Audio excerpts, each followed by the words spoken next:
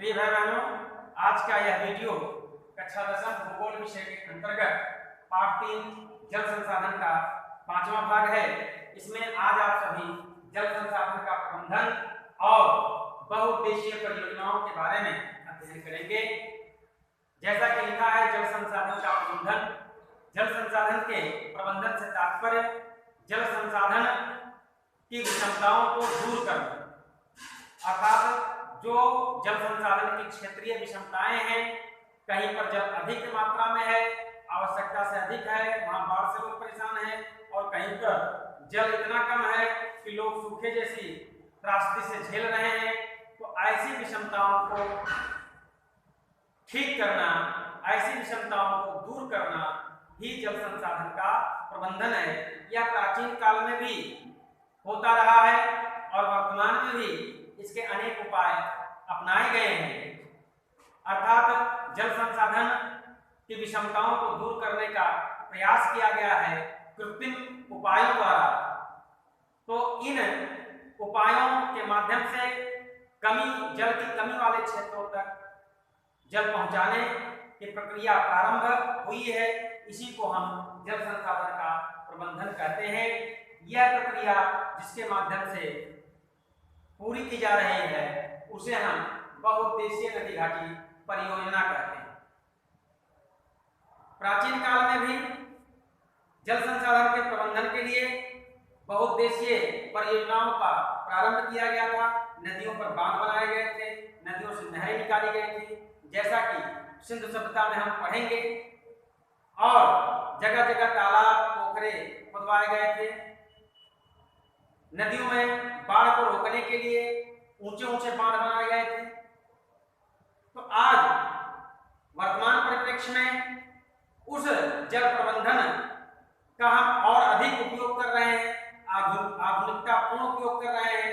उसी जल प्रबंधन के माध्यम से बड़े बड़े जलाशय बनाए गए हैं। जैसे भाखड़ा नंगल जो परियोजना है, उसके पीछे गोविंद सागर बांध बनाया गया है। उत्तर प्रदेश में रिहंद परियोजना है, उसके पीछे जो है एक बहुत बड़ा सागर बनाया गया है, जो कृत्रिम सागर है, उसको गोविंद वल्लभ पंत सागर कहते हैं।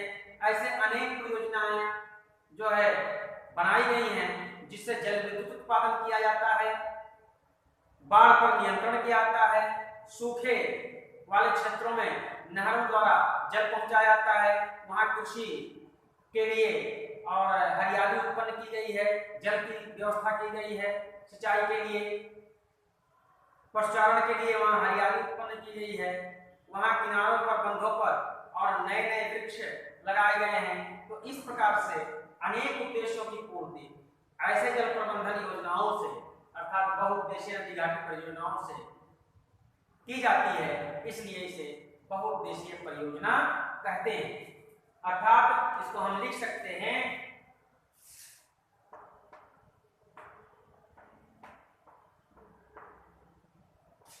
एक से अधिक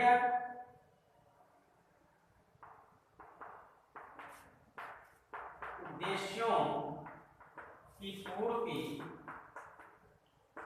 के लिए बनाई गई नदी घाटी योजना को बहुउद्देशीय परियोजना कहते हैं। भैया बहनों, यह स्वतंत्रता के बाद जो भारत के प्रथम प्रधानमंत्री थे, उनके पहल से यह प्रारंभ किया गया, और यह भारत में जो कृषि क्षेत्र में सिंचाई की एक समस्या थी, उस सिंचाई की समस्या को दूर करने के लिए प्रारंभ किया गया था, ताकि देश कृषि अर्थात अन्न उत्पादन में आत्मनिर्भर हो सके। क्योंकि उस समय अनाज विदेशों से आयात किया जाता था, लोगों का पेट नहीं भरता था, उत्पादन कृषि का ना के बराबर था, कृषि में उत्पादन बहुत ही कम था, क्योंकि कृषि जो भारतीय कृषि थी वह वर्षा पर निर्भर थी। जिस साल वर्षा होती थी उस साल कृषि होती थी, उत्पादन होता था, और जिस साल नहीं होती थी, कम होती थी, उस साल फसल खराब हो जाती थी। तो इस प्रकार से कृषि में सिंचाई को जल देने के लिए, अर्थात कृषि में जल देने के लिए, अर्थात सिंचाई करने के लिए ये परियोजनाओं का प्रारंभ किया गया था।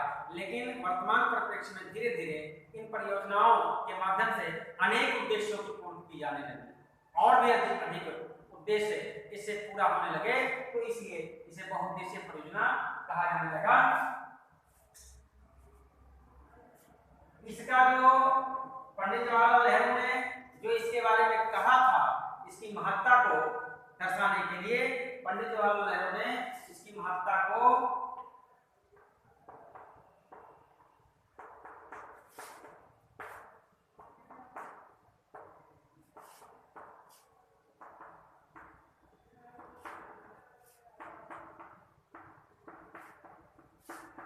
दर्शाते हुए कहा था कि बहुउद्देशीय परियोजना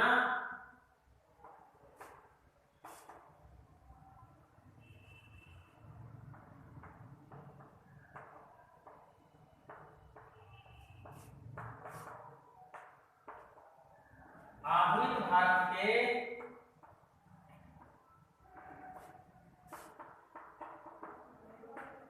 तीर्थ और संगम है।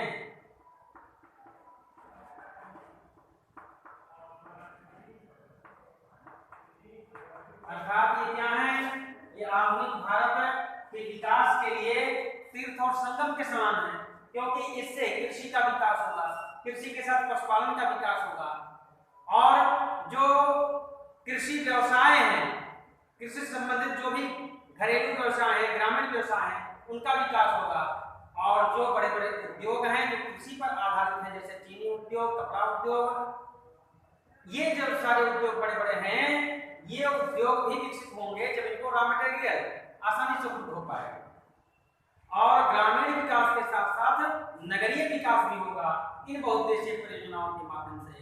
इसलिए इसे आधुनिक भारत का तीर्थ और संगम की उपमा पंडित जवाहरलाल नेहरू, जो भारत के प्रथम प्रधानमंत्री थे, उन्होंने दिया था, और उन्हीं की पहल से ये परियोजनाएं प्रारंभ की गई। इसको नोट्स कर लीजिएगा अपनी कॉपी में। अब इसके बाद में हम आपको बताते हैं बहुउद्देशीय परियोजना के उद्देश्य कौन कौन से हैं, क्योंकि ये एक से अधिक उद्देश्यों की पूर्ति करता है, इसलिए इसके अनेक उद्देश्य होंगे। तो इसके बारे में थोड़ा चर्चा करते हैं।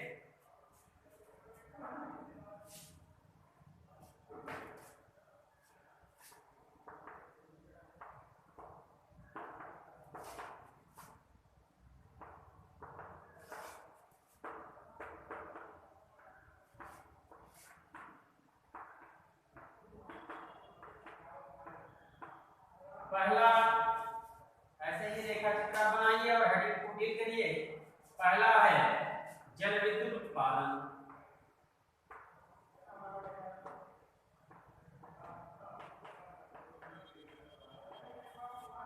दूसरा है बाढ़ नियंत्रण, तीसरा है मत्स्य पालन,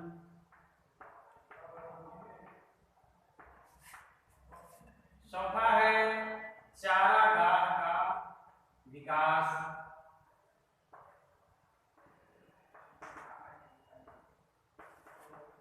पांचवा है सिंचाई, छठा है पर्यटन का विकास,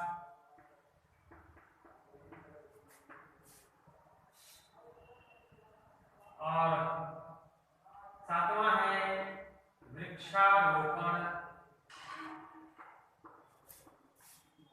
आठवां है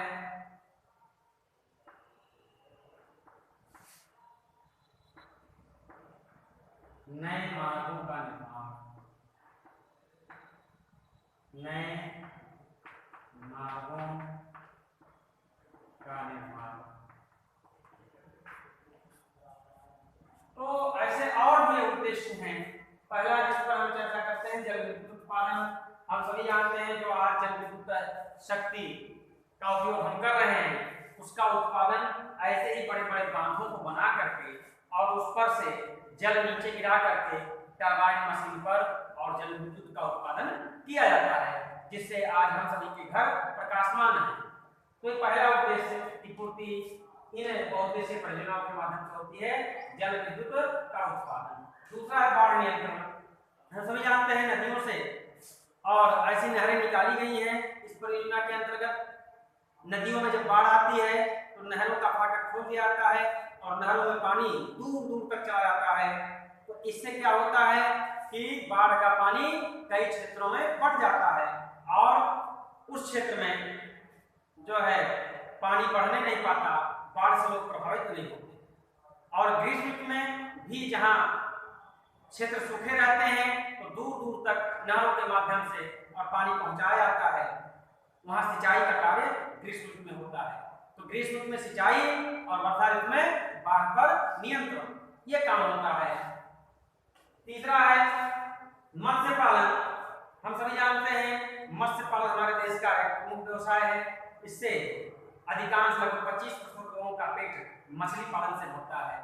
तो जो मछुआरे होते हैं वो नहरों में और मछली का बीज डाल करके मत्स्य पालन का कार्य करते हैं। तो मत्स्य पालन भी नहरों में एक जल पर्याप्त मात्रा में उपलब्ध हो जाता है, उस जल में वो मछली पालन करने का एक प्रमुख क्षेत्र उनको मिल जाता है मछुआरों को। इसलिए मत्स्य पालन का व्यवसाय ग्रामीण क्षेत्रों में पर्याप्त मात्रा में हो रहा है। चारागाह का विकास, नहर के किनारे और बंधों पर ऐसे घास उग जाते हैं जल के कारण, तो उस घास का उपयोग चारागाह के रूप में किया जाता है। और किनारे किनारे जो नहरों की जो भूमि होती है वहाँ भी हरे भरे घास ग्रीष्म ऋतु में भी पनपते हैं, वहाँ भी पशुओं के लिए एक चारागाह उत्पन्न हो जाता है। अगला है सिंचाई। सिंचाई की जैसे हमने चर्चा किया कि नहरों के माध्यम से दूर दूर तक क्षेत्रों में और सिंचाई का कार्य प्रारंभ किया गया है। पर्यटन का विकास, नहरों के किनारे और वृक्ष लगा करके और अनेक प्रकार के फूल पत्ती लगा करके और वहाँ एक पर्यटन का केंद्र विकसित किया गया है। वहाँ नौका वहन भी, बड़ी बड़ी नहरों पर नौका वहन भी होता है, अर्थात नौका के माध्यम से लोग जल विहार करते हैं। तो इस प्रकार से पर्यटन का विकास हुआ है। अगला है वृक्षारोपण। और जो बंधे होते हैं, ऊंचे ऊंचे बांध होते हैं बड़ी बड़ी नहरों के किनारे, वहाँ पर वृक्ष लगा करके उन बंधों की मिट्टी को भी रोका जाता है और साथ ही वृक्षारोपण के माध्यम से और इस पर्यावरण को भी हरियाली मिलती है, पर्यावरण स्वच्छ होता है। तो ऐसे वृक्षारोपण का कार्य बंधों पर किया जाता है। और नए मार्गों का निर्माण, बड़ी बड़ी नहरों से नए नए जल मार्ग का निर्माण हो जाता है और उन बंधों के जो चौड़े चौड़े पट्टी होते हैं उस पर सड़क बना करके, पिच रोड बना करके, कच्ची सड़क बना करके और एक नए मार्ग का निर्माण, सड़क मार्ग का निर्माण हो जाता है। तो इस प्रकार से बहुउद्देशीय परियोजना, ये इससे एक से अधिक उद्देश्यों की पूर्ति होती है, अनेक उद्देश्यों की पूर्ति होती है, तो इसलिए इसे नाम दिया गया बहुउद्देशीय परियोजना। तो आज आपको जल प्रबंधन और बहुउद्देशीय परियोजना के बारे में बताया गया। आगे आपके इसके अगले वीडियो में आपको भारत में जितने भी बड़ी बड़ी बहुउद्देशीय परियोजनाएं हैं, जैसे भाखरानगर परियोजना, हीराकुंड परियोजना, रेहंदल परियोजना, ऐसे बड़ी बड़ी परियोजनाओं और बांधों के बारे में बताया जाएगा। इसको इतना आप लिख लीजिएगा और ये रेखा चित्र बना करके और ये जो उद्देश्य है, इन उद्देश्यों के हेडिंग अलग अलग आप डील कर लीजिएगा। तो आज के लिए यह वीडियो ये बहुउद्देशीय परियोजनाओं के संबंध में था और यह निश्चित रूप से आपकी परीक्षा में आने वाला विषय है, इसलिए इसे बढ़िया से लिख करके इसको तैयार करिएगा। आज के लिए इतना ही, धन्यवाद।